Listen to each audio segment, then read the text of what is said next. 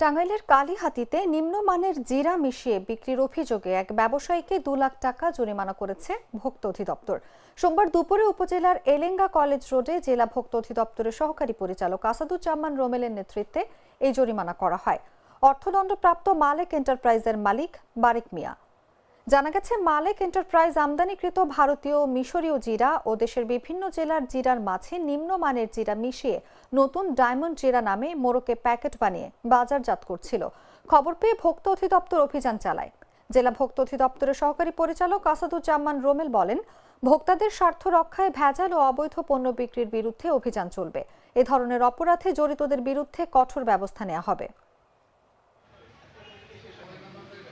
জাতীয় ভোক্তা অধিকার সংরক্ষণ অধিদপ্তর টাঙ্গাইল জেলা কার্যালয় থেকে আমরা একটা গোপন সংবাদের ভিত্তিতে এলেঙ্গাতে একটি বাড়ির নিচে, সেখানে গোডাউন, তারা বিভিন্ন জায়গা থেকে বিভিন্ন দেশের জিরা সংগ্রহ করে এবং এর সাথে অপদ্রব্য হিসাবে যে বাংলায় যেটা বলে জৈন, এটাও তারা বাইরের দেশ থেকে আমদানিকৃত। সেই জিরার সাথে বিভিন্ন ধরনের অপদ্রব্য হিসাবে তারা নতুন যে মোড়ক, এই মোড়কগুলো তারা ঢাকা থেকে ক্রয় করে, বিশেষ করে ডায়মন্ড যে ব্র্যান্ডের যে মোড়কটা, এটা ইন্ডিয়ান একটা প্যাকেট, সেই প্যাকেটে ভরে, মানে বিভিন্ন প্যাকেট থেকে জিরা বের করে সেটাকে মিক্স করে এই ডায়মন্ড প্যাকেটে করে বাজারজাত করছে।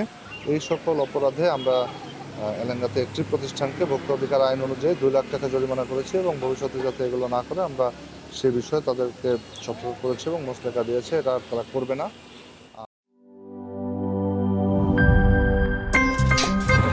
আমার একটা স্মার্ট সিদ্ধান্তে 25% গ্যাসের খরচ কমেছে। ভাবছেন কিভাবে? সাধারণ গ্যাস স্টোভ বদলে আমি এনেছি আরএফএল গ্যাস স্টোভ। এর সাইন্টিফিক নজল ও ব্রাস বার্নার ক্যাপ সমানভাবে তাপ ছড়িয়ে রান্না করে দ্রুত, তাই গ্যাসও বাঁচায় 25%, টাকাও বাঁচে 25%। আরএফএল গ্যাস স্টোভ নিরাপদ ও গ্যাস সাশ্রয়ী।